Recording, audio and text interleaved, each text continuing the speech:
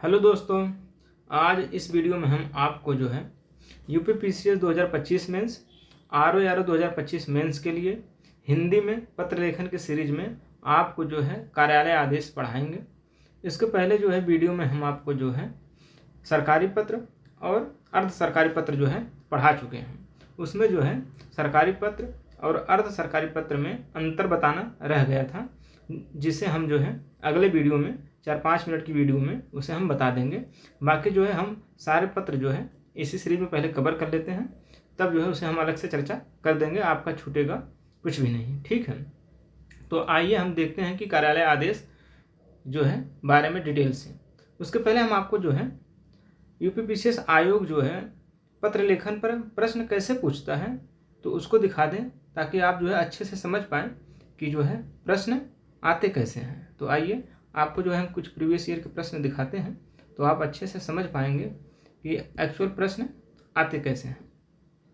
तो ये देखिए, प्रश्न है 2019 में आया है कि कार्यालय आदेश का परिचय दीजिए, और यह गृह विभाग उत्तर प्रदेश सरकार की ओर से जारी किसी जो है कर्मचारी के स्थानांतरण संबंधित, ठीक है, कार्यालय आदेश का प्रारूप तैयार कीजिए। प्रारूप भी तैयार करना है, आपको विषय वस्तु दे रखा है। अब अगला प्रश्न देखेंगे कि कार्यालय आदेश किसे कहते हैं। शिक्षा विभाग उत्तर प्रदेश की ओर से जारी विशेष छात्रवृत्ति संबंधित कार्यालय आदेश का प्रारूप तैयार कीजिए। मतलब आपको विषय दे देगा और बोलेगा कि इस विषय पे जो है कार्यालय आदेश का जो है प्रारूप तैयार कीजिए, और उसमें आपको जो है डिफिनेशन भी देनी होगी।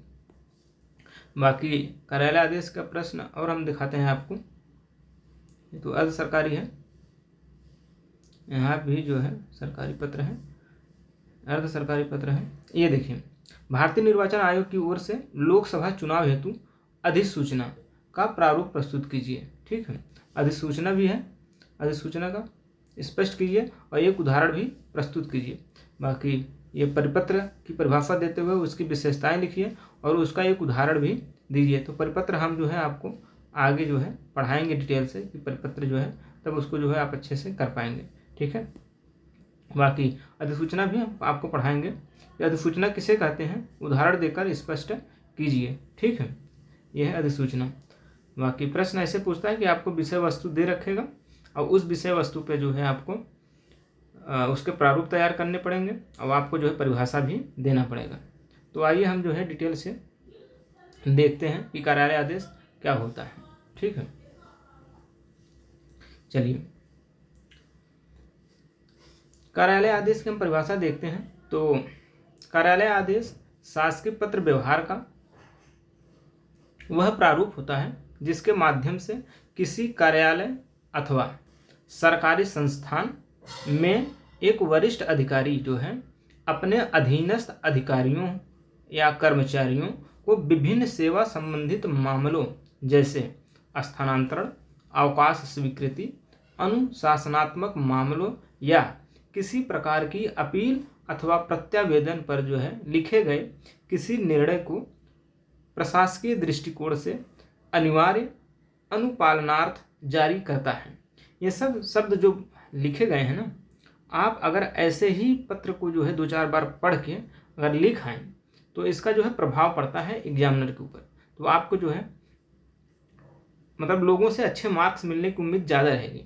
तो आप जो है इन शब्द का जो है प्रैक्टिस कर लीजिएगा कि इसमें जो है शब्द कैसे लिखे गए हैं, ठीक है। अब जैसे ये नहीं लिख देगा अवकाश की स्वीकृति के लिए छुट्टी, ठीक है। तो ऐसे पुछल्ले शब्द से बचें, आपको जो है औपचारिक शब्दावलियाँ का जो है प्रयोग करना चाहिए। तो ये होगा आपका परिभाषा। मतलब जो है इसमें जो है एक वरिष्ठ अधिकारी या कार्यालय या सरकारी संस्थान में जो है एक वरिष्ठ अधिकारी जो है अपने जो है कर्मचारियों या अधिकारियों को विभिन्न सेवा संबंधित मामलों जैसे कि उनके स्थानांतरण करना हो, उनके अवकाश की जो है स्वीकृति करनी हो, अनुशासनात्मक कोई मामला हो या कोई अपील प्रत्यावेदन हो, उन पे जो निर्णय लेने के लिए जो है अनिवार्य अनुपालनार्थ जो है जारी करते हैं।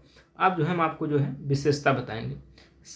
सभी जो है पत्र लेखन के एक निश्चित प्रारूप में हम जो है आपको जो है फॉर्मेट दे रहे हैं।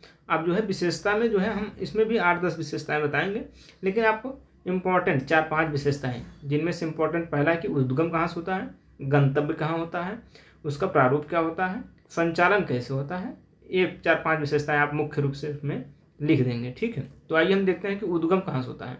तो कार्यालय आदेश का जो है उद्गम सदैव किसी उच्च अधिकारी प्राधिकारी के स्तर से होता है। ठीक है, मतलब कोई उच्च अधिकारी होगा उसके स्तर से होगा कार्यालय आदेश, मतलब आदेश जो है ऊपर से हमेशा आता है, तो इसलिए जो है हमेशा उच्च अधिकारी से जो है कार्यालय आदेश प्रेषित होगा।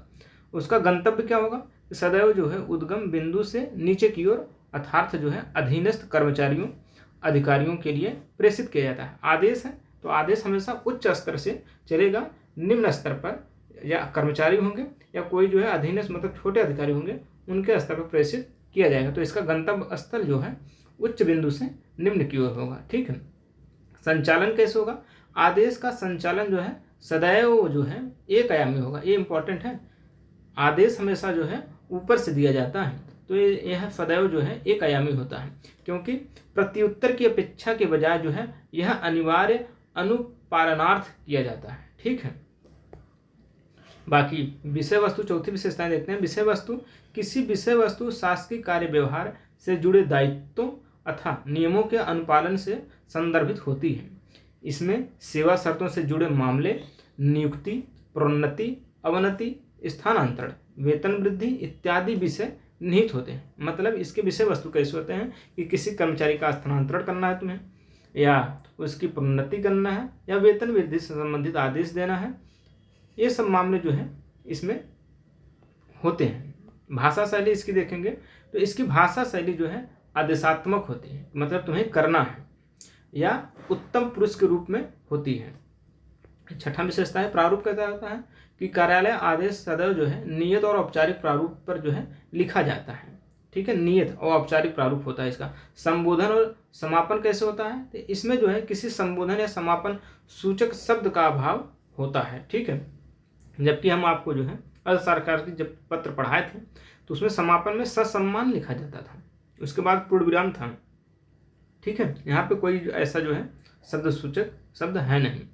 तो अन्य में लिखेंगे कार्यालय आदेश का जो है पालन प्रभावी कार्यालय में अथवा संबंधित अधिकारियों कर्मचारियों हेतु अनिवार्य होता है। पालन न होने की दशा में दंडात्मक अनुशासनात्मक कार्यवाही किए जाने की अपेक्षा होती है। यदि उच्च अधिकारी आपको जो है आदेश कोई दे दिए हैं तो उसका जो है आपको पालन करना अनिवार्य होता है। यदि आप पालन नहीं करते हैं तो आपको जो है उसमें दंडात्मक कार्यवाही भी की जा सकती है आपके ऊपर। तो जो है आदेश जो होता है उसका जो है पालन अनिवार्य होता है। ये हो गया आपका परिभाषा और विशेषताएं।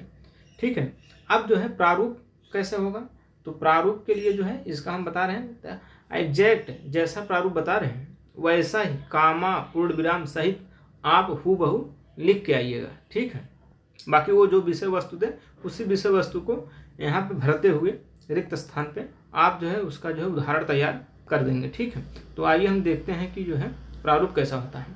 तो कार्यालय आदेश जिस विभाग से होगा उस विभाग का नाम लिखेंगे। ठीक है, फिर अनुभाग, उस जैसे कोई मतलब कृषि मंत्रालय है, कृषि विभाग है, कृषि विभाग के अंदर कोई अनुभाग होगा, सेक्टर बटे होंगे, तो वहाँ पे अनुभाग का नाम।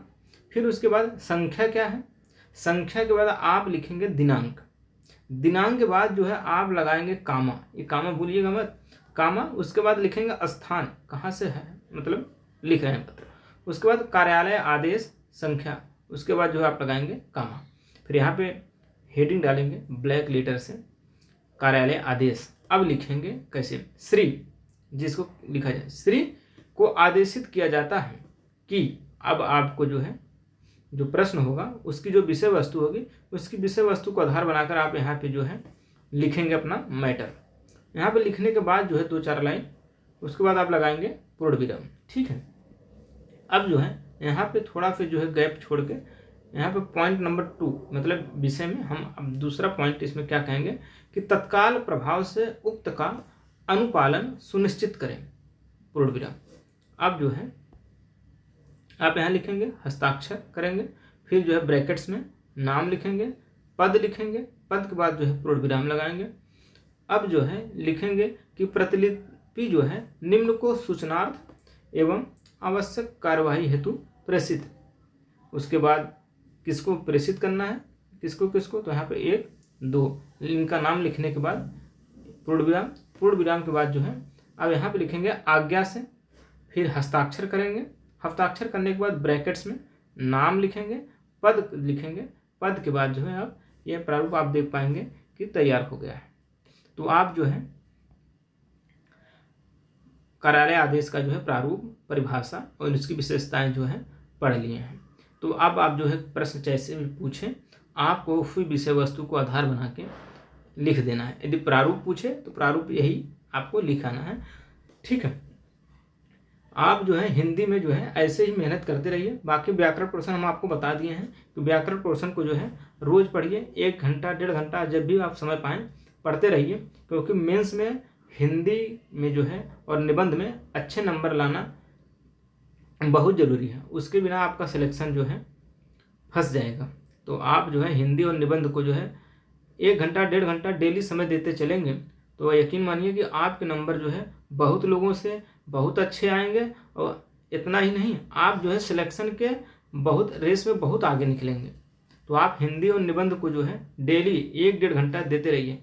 विषय आसान है, सिलेबस कम है, लेकिन अगर आप मेहनत में लापरवाही करेंगे तो आप जो है इन्हीं विषय से जो है पीछे रह जाएंगे सिलेक्शन में। तो आप जो है इन विषय को हल्के में न लें, पढ़ते रहें। धन्यवाद।